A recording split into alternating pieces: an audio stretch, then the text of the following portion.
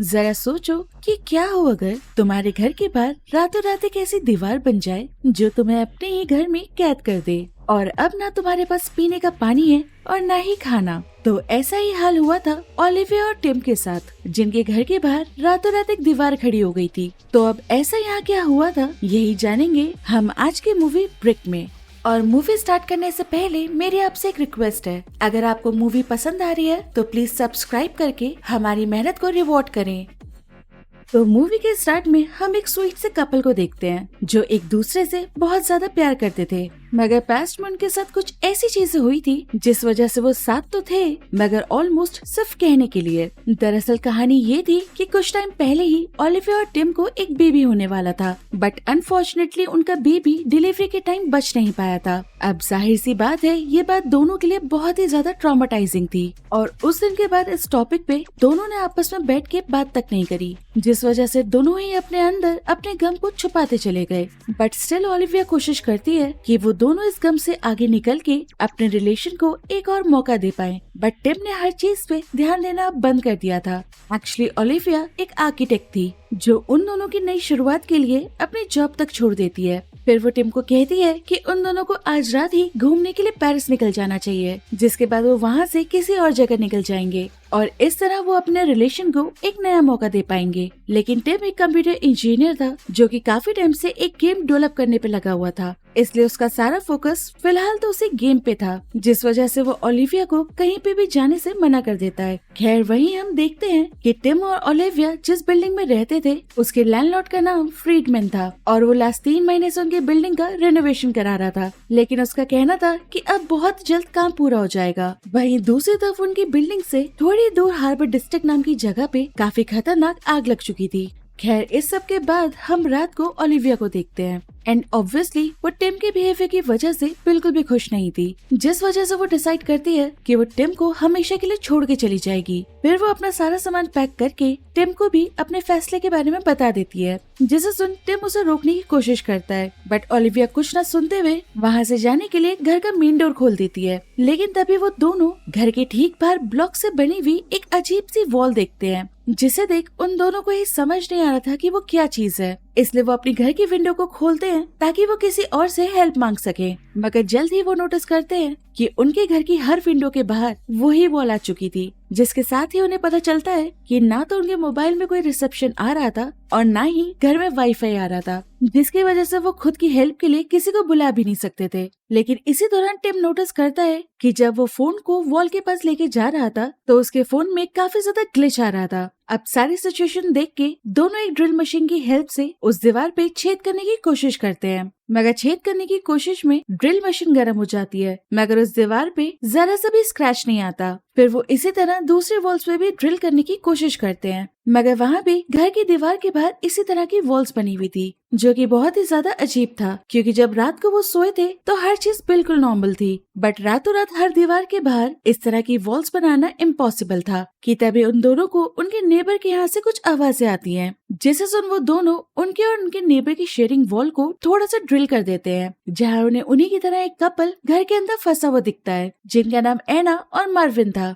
वो टिम और ओलिविया को बताते हैं कि उनके घर के बाहर भी उसी तरह की ब्लैक वॉल आ चुकी है, जिस वजह से वो दोनों भी बहुत ज्यादा परेशान थे। खैर उनसे बात करने के बाद टिम और ओलिविया को पता चलता है कि पूरे घर की पानी की सप्लाई भी बंद हो चुकी है, जिसका मतलब था कि उन्हें जल्द ही कुछ न कुछ तो करना पड़ेगा, क्योंकि पानी के साथ साथ उनके पास खाने के लिए भी कुछ ज्यादा नहीं बचा था। और इसी बीच उन दोनों को पता चलता है कि उन वॉल्स में इलेक्ट्रोमैग्नेटिक वेव्स हैं और वॉल की 4 ब्रिक्स पे मैग्नेटिक फील्ड सबसे ज्यादा था। अब यही चेक करने के लिए ओलिविया उन चारों ब्रिक्स पे कई सारी मेटल की चीजें चिपका देती है, जैसे स्पून, नेल्स, पेपर पिन्स और ऐसी ही कई और चीजें। बट तभी स्ट्रॉन्ग मैग्नेटिक फील्ड की वजह से वॉल में बहुत तेज वाइब्रेशन होती है और उसी के साथ वॉल पे चिपकाई हुई सारी चीजें उन्हीं के डायरेक्शन में इजेक्ट हो जाती हैं। लेकिन इससे पहले वो सारी मेटल की चीजें ओलिविया को लगती कि तभी टिम ओलिविया को कवर करके जमीन पे गिर जाता है, जिसकी वजह से उसके पीठ पे कई सारे मेटल के पीस घुस जाते हैं और ये देख ओलिविया उसकी बॉडी से मेटल के पीस निकाल के उसका फर्स्ट एड कर देती है। कि तभी उन्हें एक बार दोबारा एना और मार्विन के फ्लैट से चिल्लाने की आवाजें आती है, लेकिन थोड़ी ही देर में अचानक से आवाजें आनी बंद हो जाती हैं, जिसकी वजह से टिम और ओलिविया को लगता है कि शायद वो लोग मुसीबत में हैं। और वो लोग शेयर्ड वॉल को तोड़ के उनके घर में घुस जाते हैं। लेकिन ड्रग के नशे में मार्विन उन्हें अपने घर में देख के टिम पे हमला कर देता है और खुद को बचाने के लिए टिम भी उसे काफी मारता है कि तभी बीच में एना आ जाती है जो मार्विन को टिम से पिटने से बचा लेती है। मगर वो फिर भी सेफर साइड रहने के लिए मार्विन के हाथ बांध देता है ताकि ड्रग का नशा उतरने तक वो दोबारा किसी पे हमला न कर दे।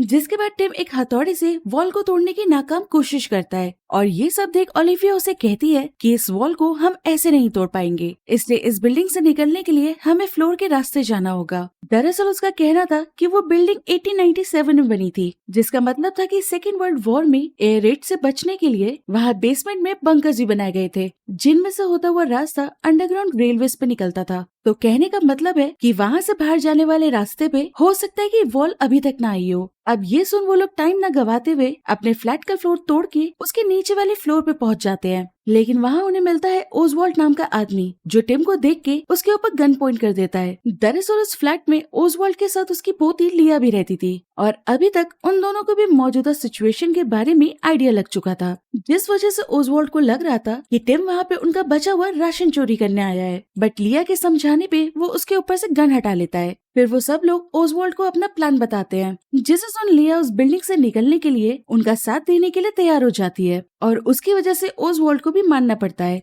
अब तक मार्विन का भी नशा उतर चुका था, इसलिए टिम उसके भी हाथ खोल देता है और फिर सब लोग मिलके ओजवाल्ड के घर का फ्लोर भी तोड़ने लगते हैं। लेकिन तभी टिम नोटिस करता है कि जब उन्होंने ऊपर वाला फ्लोर तोड़ा था तब उसमें एक स्मोक डिटेक्टर भी टूट गया था। मगर जब वो उसके अंदर देखता है तो उसमें उसे एक कैमरा लगा हुआ मिलता है, जिसे देख जब वो उस फ्लैट के बाकी सारे स्मोक डिटेक्टर को चेक करता है तो उसे पता चलता है कि वहाँ सारे डिटेक्टर्स के अंदर कैमरे छुपे हुए थे। जिसे देख ओजवाल्ड कहता है कि कुछ टाइम पहले ही फ्रीडमैन यानी बिल्डिंग के ओनर ने वहाँ पे ये सारे डिटेक्टर्स लगवाए थे, जिसका मतलब था कि बिल्डिंग के सारे डिटेक्टर्स के अंदर कैमरास लगे हुए थे। मगर उनमें से किसी को भी समझ नहीं आ रहा था कि आखिर वो ऐसा क्यों करेगा। कि तभी ओलिविया कहती है कि फ्रीडमैन ओजवाल्ड के साथ वाले फ्लैट में रहता है, तो क्यों ना नीचे वाले फ्लोर पे जाने से पहले उसी से पूछ लिया जाए कि आखिर मामला क्या है। अब ये सुन वो लोग ओसवाल्ड और फ्रीडमैन के फ्लैट की शेयर्ड वॉल को तोड़ के उसके घर के अंदर घुस जाते हैं। लेकिन थोड़ा ढूंढने पे उन्हें फ्रीडमैन जमीन पे मरा हुआ मिलता है। इनफैक्ट उसके दोनों हाथ भी कटे हुए थे और जाहिर सी बात है उसे इस तरह से देख के सबकी हालत खराब हो जाती है।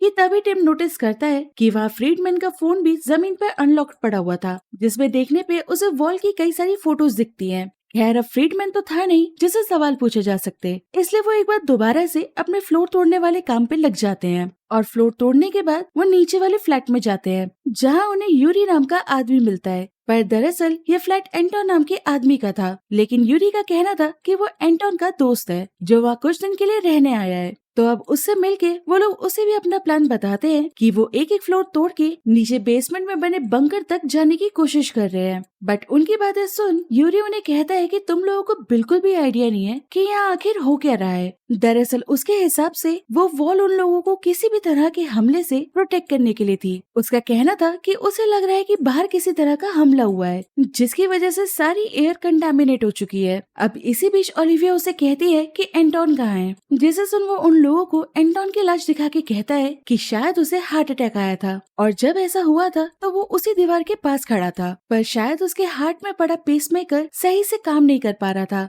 अब ये सुन टिम को याद आता है कि जब वो उस वॉल के पास खड़ा था तो उसके स्ट्रॉन्ग मैग्नेटिक फील्ड की वजह से उसके फोन में भी ग्लिच आ रहा था, जिसकी वजह से उसे लगता है कि शायद यूरी सच कह रहा है। खैर उससे बात करने के बाद वो उसके फ्लैट का फ्लोर तोड़ के उससे नीचे वाले फ्लैट में चले जाते हैं, बट यूरी अपने ही फ्लैट में रुकता है और ऐसे ही वो फाइनली बंकर तक भी पहुंच जाते हैं। मगर वहाँ के बाहर जाने वाले गेट को जब वो खोलते हैं तो अनफॉर्चुनेटली उसके बाहर भी वही वॉल बनी हुई थी, जिसका मतलब था कि उनकी इतनी सारी मेहनत का कोई फायदा नहीं हुआ था और वो अभी भी उसी बिल्डिंग के अंदर ट्रैप थे। अब ये देख उन सबका ही दिमाग खराब हो रहा था, लेकिन मार्विन तो हत्थे से उखड़ चुका था। वो गुस्से में हथौड़ा उठा के जोर जोर से उसी वॉल पे मारने लगता है। अब ये देख टिम उसे रोकने की कोशिश करता है, क्योंकि वो जानता था कि उस वॉल पे किसी भी चीज का कोई असर नहीं होने वाला, उल्टा उस चक्कर में उनका हथौड़ा टूट जाएगा, जिसकी आगे भी उन्हें नीड पड़ सकती है। लेकिन मार्विन किसी भी सूरत रुकने को तैयार नहीं हो रहा था। अब ये देख ओजवाल्ड उसके ऊपर गन पॉइंट करके उसे शांत कराता है, लेकिन तभी चालाकी से मार्विन ओजवाल्ड की गन छीन के उसे वॉल पे शूट कर देता है, तो अब होना क्या था, वॉल मैग्नेटिक होने की वजह से बुलेट्स वॉल के पास रुक के तेजी से घूमने लगती हैं और फिर अचानक से वॉल बुलेट्स को उनके ही डायरेक्शन में इजेक्ट कर देती है। वहीं ये सब देख टिम सबको फौरन जमीन पर झुकने के लिए कहता है और उसके बाद मन सारे झुक भी जाते हैं, मगर अपनी एज की वजह से ओसवाल्ड उसकी बात पे इतनी जल्दी रिएक्ट नहीं कर पाते और अनफॉर्चुनेटली उनमें से एक बुलेट उनके लग जाती है, जिसकी वजह से वहीं पे उनकी डेथ हो जाती है। अब अपने ग्रैंडपा की डेथ की वजह से लिया ऑब्वियसली बहुत ज्यादा अपसेट हो जाती है और वो सारे एंटोन वाले फ्लैट में वापस आ जाते हैं, जहाँ मार्विन को भी देखते हैं जो कि लिया को कई बार सॉरी कहता है, क्योंकि उसका कहना था ये सब कुछ सिचुएशनल फ्रस्ट्रेशन की वजह से हुआ है, उसने जानबूझ के ओसवाल्ड को नहीं मारा था। कि तभी एना उन सबको कहती है कि आज वो सब लोग जो यहाँ पे हैं, तो हो सकता है कि उसके पीछे कोई बहुत ही बड़ा रीजन हो, मे बी हो सकता है कि हमारी जिंदगी में कुछ तो एक जैसा हो। जिसके साथ ही वो बताती है कि जब वो 15 साल की थी तो उसकी साइकिल का एक्सीडेंट हुआ था, जिस वजह से वो ऑलमोस्ट 2 मिनट के लिए मर गई थी। ये सुन यूरी कहता है कि वो एक पुलिस वाला है और उसने ड्यूटी पे बहुत सारे लोगों को मारा है, जिसका उससे आज भी बहुत ज्यादा गम है। फिर लिया उन्हें बताती है कि 2 साल पहले कैंसर की वजह से उसकी मॉम की डेथ हो गई थी। जिसके बाद बारी आती है ओलिविया और टिम की, बट टिम ओलिविया को इशारा करता है कि वो किसी को भी उनके बेबी वाली बात ना बताए, लेकिन फिर भी अपना दिल हल्का करने के लिए ओलिविया उन सबको बता देती है कि कैसे डिलीवरी के दौरान उनकी बेबी की डेथ हो गई थी। अब इस बात का टिम को बहुत ज्यादा बुरा लग जाता है, क्योंकि उसका कहना था कि ओलिविया को उन लोगों की इतनी पर्सनल बात बाहर के लोगों को नहीं बतानी चाहिए थी, जिस वजह से दोनों के बीच में काफी ज्यादा लड़ाई होने लगती है और ओलिविया उसे कहती है कि हमने आज तक कभी भी उस बारे में बात नहीं करी। इनफैक्ट जब हम हॉस्पिटल से घर वापस आए थे तभी तुम अपना लैपटॉप लेके बैठ गए थे। अब ये कह के ओलिविया गुस्से में वहाँ से चली जाती है। खैर लड़ाई खत्म होने के बाद वो सब लोग एक बार दोबारा वहाँ से निकलने का तरीका सोचने लगते हैं कि तभी लिया कहती है कि उसने एंटोन के रूम में उसके कुछ नोट्स देखे थे, तो शायद हो सकता है कि वो नोट्स उनकी वहाँ से निकलने में हेल्प कर सके। और जब वो लोग वहाँ जाके नोट्स देखते हैं तो उन्हें देख समझ आ रहा था कि एंटोन वहाँ से निकलने का रास्ता ढूंढने के काफी क्लोज था। कि वहीं टिम को एक रूम के अंदर एक अनयूजुअल सी वॉल दिखती है जो उसे बाकी के किसी भी फ्लैट में नहीं दिखी थी, और उसे देख उसे समझ आता है कि उस वॉल के पीछे एक और रूम है। कि तभी मार्विन को एक ड्रॉर के अंदर उस वॉल की डोर का रिमोट भी मिल जाता है, जिसकी हेल्प से वो उस सीक्रेट रूम का डोर भी खोल लेते हैं। वहीं दूसरी तरफ तब तक ओलिविया और लिया को एंटोन का बिजनेस कार्ड भी मिल जाता है, जिसके हिसाब से वो एप्सिलॉन नैनो डिफेंस कंपनी के लिए काम करता था। फिर उन्हें उसके सामान में एक टूटा लैपटॉप और मोबाइल भी मिलता है, जिसे देख यूरी कहता है कि एंटोन को जब यहाँ से बाहर जाने का रास्ता नहीं मिल रहा था तो उसने गुस्से में इन्हें दीवार पे मार दिया था। अब ये सुन जब वो बाकी सामान को चेक करते हैं तो उन्हें डस्टबिन में से एक पेपर मिलता है जिसके ऊपर कोड लिखा हुआ था, जिसे देख उन्हें लगता है कि शायद वो वॉल को खोलने का कोड हो सकता है। लेकिन ये सुनते ही यूरी उन्हें कहता है कि तुम्हारे वॉल खोलते ही वो जहरीली रेडिएशन अंदर आ जाएगी और मैं नहीं चाहता हूँ कि किसी को भी चोट लगे। अब यूरी और कुछ कह पाता कि तभी वहाँ एना आके उन्हें हिडन रूम में चलने के लिए कहती है, जिसे सुन लिया ओलिविया और यूरी को वहाँ से भेज के खुद बाकी का सामान चेक करने लगती है। दूसरी तरफ जब वो लोग हिडन रूम में पहुँचते हैं तो वहाँ कंप्यूटर्स लगे हुए थे जिन पे हिडन कैमरास के जरिए उनकी सारी रिकॉर्डिंग्स हो रही थी। अब ये देख वो सारी पुरानी रिकॉर्डिंग्स को चेक करने लगते हैं। वहीं तब तक बाकी का सामान देख के लिया को समझ आ गया था कि एंटोन को कुछ तो ऐसा पता चला था जिसकी वजह से उसकी जान चली गई थी। इसलिए अपने शक को दूर करने के लिए वो एंटोन के गले में पड़े हुए स्कार्फ को हटा के देखती है तो वहाँ उसे काफी ज्यादा चोट के निशान दिखते हैं, जिसका साफ मतलब था कि उसकी डेथ हार्ट अटैक से नहीं हुई थी बल्कि किसी ने बड़ी बेरहमी से उसका गला दबा के उसकी जान ली थी। अब ये सब देख लिया इस बारे में किसी को बता पाती कि तभी वहाँ यूरी आ जाता है जो कि एक्चुअली एंटोन का कातिल था और अपना राज खुलता देख वो लिया को भी मार देता है। वहीं बाकी सारे लोग भी तब तक नोटिस कर चुके थे कि यूरी उनके साथ नहीं है, इसलिए अब ये देख मार्विन यूरी को ढूंढने के लिए वहाँ से चला जाता है और बाकी लोग एंटोन को ठीक मारने से पहले की फुटेज देखने लगते हैं, जिसे देख उन्हें पता चलता है कि एंटोन ने वॉल को खोल लिया था। लेकिन तभी यूरी उस पर हमला करके उसका गला दबा के उसे मार देता है, जिससे उन सबको सारी कहानी समझ में आ जाती है। वहीं जब मार्विन यूरी को ढूंढता हुआ एंटोन के रूम में पहुंचता है तो वहाँ उसे लिया मरी हुई मिलती है। साथ ही यूरी डस्टबिन में डाल के एंटोन के सारे पेपर वर्क को आग लगा रहा था, जिसके बाद वो मार्विन पे भी हमला कर देता है। लेकिन इससे पहले वो उसे मार देता कि फुटेज देख के टिम भी वहाँ पे आ जाता है और वो यूरी से फाइट कर मार्विन को बचा लेता है और इसी सब में यूरी बेहोश हो जाता है, जिस मौके का फायदा उठा के वो यूरी को बांध देते हैं और फिर ओलिविया टिम को एंटोन का बिजनेस कार्ड दिखाती है जिसे देख वो उसे बताता है कि एंटोन की कंपनी हार्बर डिस्ट्रिक्ट में थी और ये वही जगह है जहाँ मूवी की स्टार्टिंग में हमने आग लगते हुए देखी थी। अब ये देख वो लोग यूरी से उगलवाने की कोशिश करते हैं कि आखिर उस वॉल को खोला कैसे जा सकता है, मगर यूरी अभी भी उन्हें यही कह रहा था कि वो वॉल किसी भी तरह के अटैक से उन्हें प्रोटेक्ट करने के लिए है। लेकिन एंटोन को लग रहा था कि हार्बर डिस्ट्रिक्ट में आग लगने की वजह से सिस्टम में किसी तरह की खराबी हो गई है और यही रीजन था जो वो वॉल खोल के बाहर जाना चाह रहा था। वहीं यूरी को लग रहा था कि हालत इमरजेंसी वाले हैं, जिस वजह से उसने एंटोन को मार दिया था। अब यूरी उन्हें सब कुछ तो बता देता है, बट वो सिर्फ ये बताने को तैयार नहीं था कि यहाँ से निकलना कैसे है। तो अब उनके पास सिर्फ एक ही ऑप्शन बचा था और वो था एंटोन की प्रीवियस रिकॉर्डिंग्स को देखना, जिसे देख उन्हें पता चलता है कि मरने से पहले एंटोन घंटों के लिए प्रोग्रामिंग कर रहा था, यानी वो घंटों तक के लिए एक ऐप पे काम कर रहा था जिससे वो वॉल खोली जा सकती थी और उसी ऐप को उसने अपने मोबाइल पे भी ट्रांसफर किया था। अब ये देख टिम उसके टूटे हुए फोन में से किसी तरह से उस ऐप को अपने मोबाइल में ट्रांसफर कर लेता है और जब वो ऐप खोल के वॉल के सामने खड़ा होता है तो ऐप वॉल को स्कैन करके उन 4 मैग्नेटिक फील्ड को हाईलाइट कर देती है और जब वो उन हाईलाइटेड बटन को प्रेस करता है तो हर नंबर को प्रेस करने पे उसके फोन की फ्लैश भी ऑटोमेटिकली जल जा रही थी। कि तभी हम देखते हैं कि वो वॉल अचानक से लिक्विफाई हो जाती है और जब एना उसे टच करके चेक करती है तो उसे ऐसा लगता है जैसे वो वॉल एक्चुअली एक पोर्टल है। लेकिन तभी अचानक से वॉल वापस से सॉलिड में चेंज होने लगती है, जिस वजह से एना अपना हाथ बाहर नहीं खींच पा रही थी और ये देख सारे मिलकर उसका हाथ बाहर खींचने की कोशिश करते हैं, मगर वो वॉल मानो उसे अपने अंदर खींच रही थी और धीरे धीरे वॉल एना की आधी बॉडी को अपने अंदर खींच लेती है और जैसे ही पूरी वॉल सॉलिड में चेंज होती है एना की आधी बॉडी वहीं कट के गिर जाती है, जिस वजह से एना की बहुत ही दर्दनाक मौत हो जाती है, जिससे मार्विन भी बहुत ज्यादा टूट गया था। मगर वहीं ये सब देख यूरी हंसते हुए कहता है कि ये वॉल किसी को भी बाहर नहीं जाने देगी। अब ये सुन मार्विन को इतना ज्यादा गुस्सा आता है कि वो जाके यूरी को शूट कर देता है, जिसके बाद एना के मरने की वजह से वो अपनी भी जान ले लेता है और इस इंसिडेंट के बाद ओलिविया और टिम आपस में बैठ के अपने सारे डिफरेंसेस खत्म कर लेते हैं।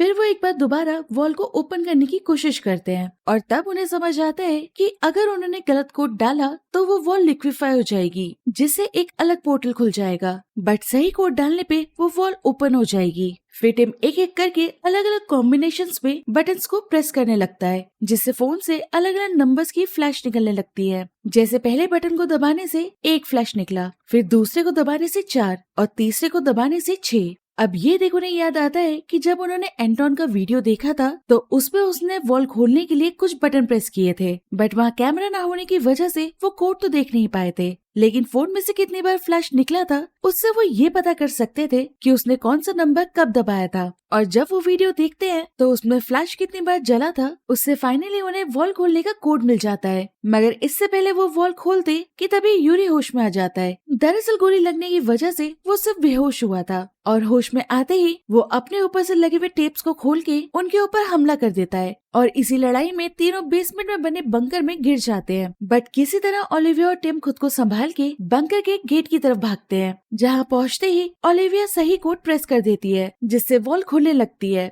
मगर तभी यूरी टिम के ऊपर हमला कर देता है और टिम ओलिविया को कहता है कि वो उसे छोड़ के वहाँ से भाग जाए। लेकिन इससे पहले यूरी टिम को मारता ओलिविया पीछे से हथौड़ा लाके यूरी के सर पे मार देती है, जिससे यूरी वहीं पे गिर जाता है और फाइनली ओलिविया और टिम उस वॉल को पार कर बिल्डिंग के बाहर आ जाते हैं। मगर बाहर आके वो देखते हैं कि शहर की सारी बिल्डिंग्स उन्हीं ब्रिक्स से कवर्ड थी और पूरा शहर खाली पड़ा हुआ था, जैसे देख वो दोनों ही बहुत ज्यादा शॉक थे। फिर वो वहाँ से जाने के लिए अपनी कार स्टार्ट करते हैं तो रेडियो पे एक अनाउंसमेंट हो रहा था कि ये एक स्टेट इमरजेंसी है और गवर्नमेंट ने ये कंफर्म किया है कि एप्सिलॉन नैनो डिफेंस पे आग लगने से secret defence system malfunction कर गया था, जिसका काम था लोगों को किसी भी वॉर सिचुएशन से बचाना। लेकिन अब आग लगने की वजह से फिलहाल तो वही डिफेंस सिस्टम लोगों की जान का दुश्मन बना हुआ था। तो अब सवाल ये था कि डिफेंस सिस्टम लोगों के घर तक कैसे पहुंचा। तो मेरी थ्योरी के हिसाब से एप्सिलॉन गवर्नमेंट और बिल्डिंग ओनर्स के साथ मिलके काफी टाइम से इस प्रोग्राम को बिल्डिंग्स के बाहर रिनोवेशन के बहाने इंस्टॉल कर रहा होगा। अब ऐसा ही हमने मूवी के स्टार्टिंग में भी देखा था कि ओलिविया और टिम की बिल्डिंग पिछले 3 महीने से रिनोवेट हो रही थी और यही वो टाइम होगा जब फ्रीडमैन ने चालाकी से बिल्डिंग के सारे स्मोक डिटेक्टर्स के अंदर कैमरे लगा दिए थे, जिससे एप्सिलॉन वाले सारे लोगों पे सीक्रेटली नजर रख सकते थे। और इनफैक्ट हमने एंटोन के घर में एक सीक्रेट रूम भी देखा था जहाँ पे वो सारे बिल्डिंग वालों पे सीक्रेटली नजर रख रहा था। तो अब आखिरी सवाल कि फ्रीडमैन के हाथ कैसे कटे थे।